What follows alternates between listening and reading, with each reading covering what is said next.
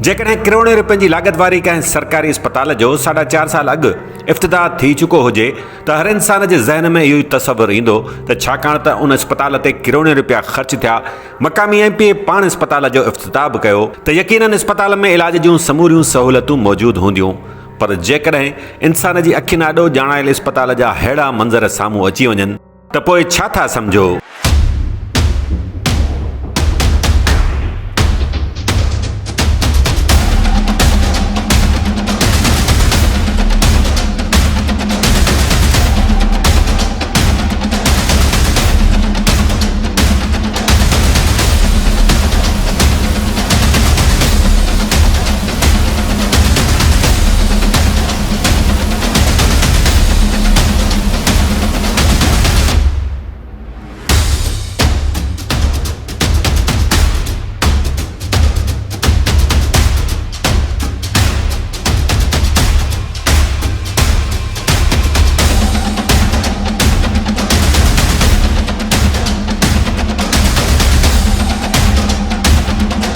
ये भूत बंगलो जेको आहे अस्पताल जे नाले ते भूत बंगलो जेको ठहियल आहे, इहो अकासी आहे असांजे सिंधी क़ौम जे नुमाइंदनि जी।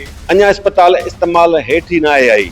कंहिं मरीज़ खे हितां हिकिड़ी बुखार जी टिकी बि न आहे मिली, कंहिंजो बुखार बि चेक न आहे थियो, कंहिंजो ब्लड प्रेशर बि चेक न आहे थियो, जो हंधा हंधा ॾार पइजी विया आहिनि।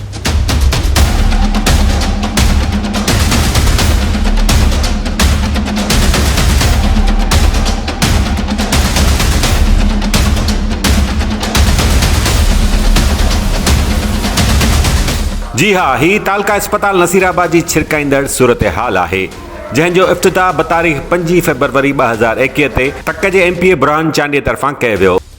इफ़्तिताह बाद नसीराबाद जे लखे माण्हुनि में उम्मीद पैदा थी त संदन समूरा अहज ख़त्म थी वेंदा, खेनि बहितर इलाज लाइ कराची, हैदराबाद, लाड़काणे या कंहिं ॿिए शहर जा धिका न खाइणा पवंदा, जो सिंध सरकार खेनि अहिड़ी आलीशान अस्पताल तोहफ़े तौरु ॾिनी आहे।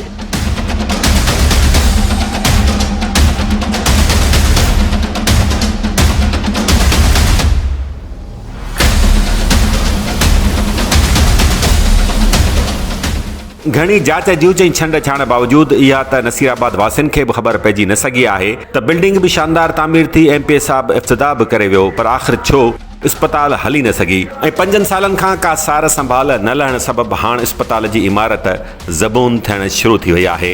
हाणे जे अस्पताल जो इफ़्तिताह थियो आहे अॼु खां 4 साल पहिरीं, 4.5 साल पहिरीं MP साहब इफ़्तिताह कयो, उहा अस्पताल ही आहे। हाँ, ॾिसी वठो तव्हां पाण पंहिंजे अखियुनि सां 7 करोड़ सिंधी ॾिसनि ऐं सिंध खां ॿाहिरि सॼे मुल्क में, सॼी दुनिया में जिते जिते सिंधी रहनि था ॾिसनि, अमलदार ॾिसनि, पीपुल्स पार्टी जी क़यादत ॾिसे, सियासतदान ॾिसनि।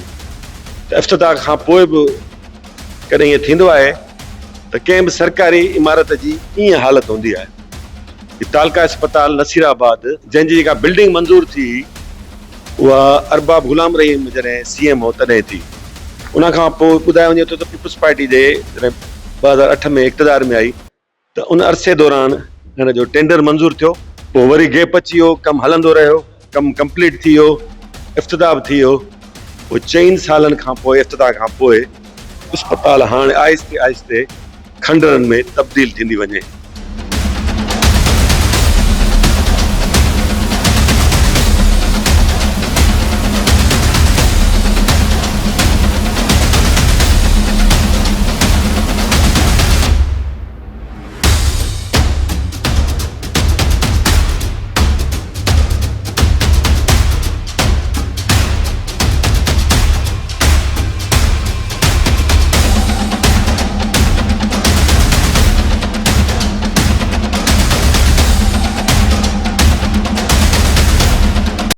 ये भूत बंगलो जेको आहे अस्पताल जे नाले ते भूत बंगलो जेको ठहियल आहे, इहो अकासी आहे असांजे सिंधी क़ौम जे नुमाइंदनि जी, त असांजे सिंधी क़ौम खे असांजे नुमाइंदनि सिंध हुकूमत छा सम्झो आहे ऐं छा माना हू असांखे साबित कनि था। ही नाकामी आहे, सिंध हुकूमत जी नाकामीअ जो वाज़िब मिसाल आहे ऐं हिननि जे इंतिज़ामिया DSO कंबर जी नाकामीअ जो वाज़िब मिसाल आहे। ही इस्पताल जो अक्स आहे जेको 2004 में अरबाब गुलाम रहीम मंज़ूर करायो हुयो, अॻूणे वॾे वज़ीर अरबाब गुलाम रहीम।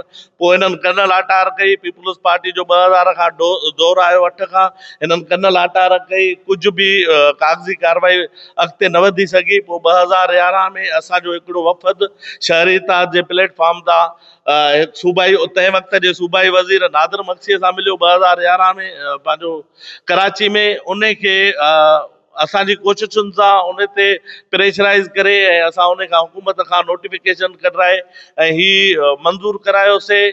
उन खां पोइ बि ही स्लो आस्ते आस्ते कमु हलंदो आयो आहे। ही तव्हां ॾिसो पिया हालत इस्पताल जी पूरी भरे चुकिया आहियो त 2021 में हिन जो इफ़्तिताह बि थी वियो।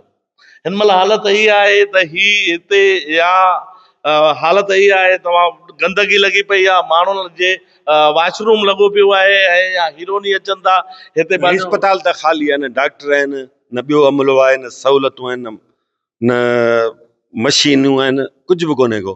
पोइ हितां सॼे तालुके जा जेके मरीज़ आहिनि उहे किथे था इलाज कराइनि?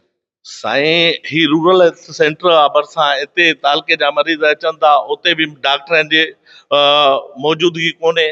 राति जे विच में त मरीज़ एॾो दरबदर आहे जो बुखार जी टिकी या मथे जे सूर लाइ बि ब्लड प्रेशर चेक करण जो बि मामिलो न आहे, उनखे बि लारकाने में रेफर कयो वेंदो आहे या कंबर मोकिलियो वेंदो आहे। टिकी त परे जी ॻाल्हि आहे, मूंखे अफ़सोस इहो थिए थो त हिते को माना रजिस्ट्रेशन बि न आहे कंहिं शइ जी। तव्हांखे का बिजलीअ जो माना बटण बि नज़र न ईंदो। ही माना इन्हनि ईअं छॾे ॾिनी आहे करप्शन जे नाम मूंखे सम्झ में नथो अचे त छितूं बि पूरियूं कोन्हनि ऐं हिते वाक़ई तव्हांजी ॻाल्हि सही आहे त को पखो को बल्ब उहो त ठहियो की तार बि कोन्हे लॻल। इफ़्तिताह कीअं थी वियो? इहो सरप्राइज़ तव्हांखे कीअं लॻो सिंधवासियो? हीअ असांजा जेके MPAs MNAs आहिनि, सियासतदान आहिनि, भोतार आहिनि, वॾेरा आहिनि, सरदार आहिनि, उहे छा था सम्झनि सिंध जे आम माण्हुनि खे? वोट तव्हांखे ॾेई इक़्तिदार में आणीनि था, इक़्तिदार जा मज़ा तव्हांखे वठाइनि था, तव्हांखे ताक़तवर बणाइनि था ऐं उन्हनि सां तव्हां हीअ असरु कयो था। तव्हांजा वोटर्स जेके आहिनि, जिन तव्हांखे तव्हां चओ था न त असांखे अक्सरियती अवाम वोट ॾेई कामयाबु कयो आहे, त पोइ छा उन्हनि जो हक़ न आहे त सिहत जूं बहितर सहूलियतूं हासिल करे सघनि, उन्हनि जा ॿार सुठे माहौल में तालीम पिराइनि? छा उहे इंसान कोन्हनि? छा उन्हनि खे तव्हां जानवर सम्झो था? तव्हां जेके MPAs आहिनि, MNAs आहिनि, भोतार ऑफिसर्स, उहे त सरकारी सिंध जे माण्हुनि जे फंड्स मां ॿाहिरनि मुल्कनि मां वञी इलाज करायो था, पर पंहिंजे वोटर्स खे रुॻो हिकिड़ी तव्हां इस्पताल में नथा ॾेई सघो। घणा साल थिया आहिनि? 5 साल त रुॻो इफ़्तिताह खे थिया आहिनि।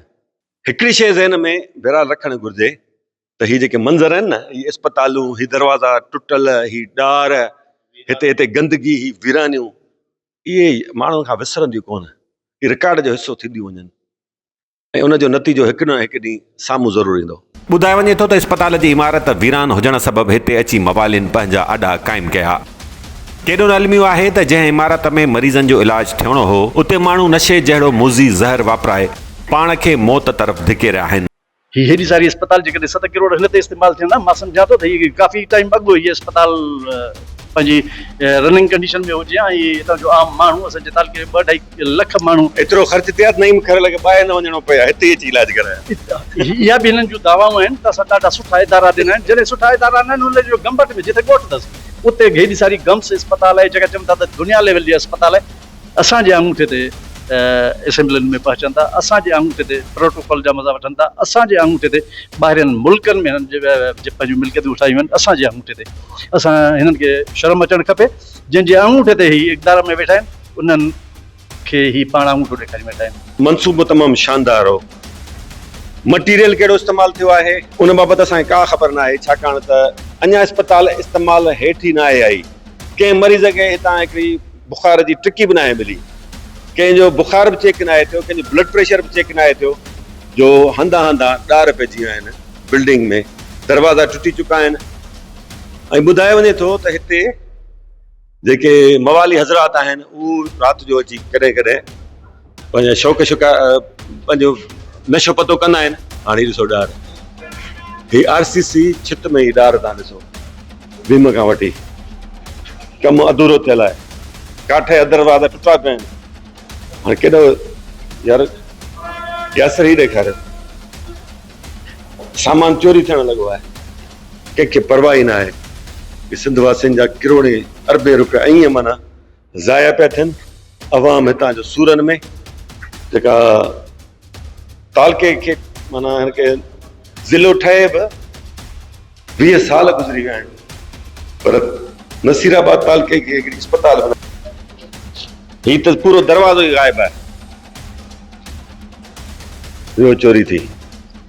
सो हीअ ॿियो बि सामान आहिस्ते आहिस्ते चोरी थींदो वञे, पर छाकाणि त सिंध जे रहवासियुनि जे पैसनि मां हीअ अस्पताल ठही आहे, अवाम जे टैक्सनि मां जेको खज़ानो गॾु थिए थो उन मां हीअ अस्पताल ठही आहे। तंहिंखे परवाह ई न आहे, हुजे हा हिननि जे ज़ाती खीसे मां हिते ख़र्च थियल पोइ त ॾिसो कीअं हिन जी वॾी हिफ़ाज़त थिए हा। सिंध वासियो ई तव्हांजा नसीब आहिनि। हे आलीशान इमारतूं ठहनि थियूं, उहे ईअं खंडरनि में तब्दील थींदियूं वञनि थियूं, पर कंहिंखे का परवाह ई नथी थिए। कागज़नि में हीअ अस्पताल फ़ाल आहे या न, अस्पताल जो अमलो किथे आहे, इंतिज़ामिया कुझु बि ॿुधाइण लाइ तयारु न आहे। बसि हाणे त नसीराबाद जा ग़रीब माण्हू मायूस थी रूरल हेल्थ सेंटर में पंहिंजो अधु इलाज कराइण ते मजबूर आहिनि। किरोड़नि रुपयनि जी लाॻत सां तयारु थियल तालके अस्पताल नसीराबाद जी इमारत जी कहाणी ॾाढी दर्दनाक ऐं भयानक आहे। हिकु पासे बॉयज़ हाई स्कूल नसीराबाद जी तबाह थियल इमारत जो कमु रोड़े जो शिकार आहे, त ॿिए तरफ़ तालका अस्पताल नसीराबाद जी शानदार इमारत खंडरनि में तब्दील थी रही आहे। अहिड़ी सूरत हाल में नसीराबाद जे सान्यावंद शहरीन ऐं सियासी समाजी माण्हुनि वटि सवाइ एहतजाज जे ॿियो कहिड़ो रस्तो बचे थो। सो उन्हनि तरफ़ां भरपूर एहतजाज कयो पियो वञे। बहितर तालीमी इलाज जूं मुनासिब सहूलतूं नसीराबाद वासियुनि जो हक़ आहे, तंहिं करे सरकारी चूंडियल नुमाइंदा खेनि संदुनि हक़ ॾियनि, हू ख़ैरात नथा घुरनि ऐं खेनि हक़ ॾियण जो बहितरीनु तरीक़ो इहो ई आहे त तुर्त तालके अस्पताल नसीराबाद खे फ़ाल बणायो वञे ऐं बॉयज़ हाई स्कूल नसीराबाद जो तामीराती कमु शुरू कयो वञे।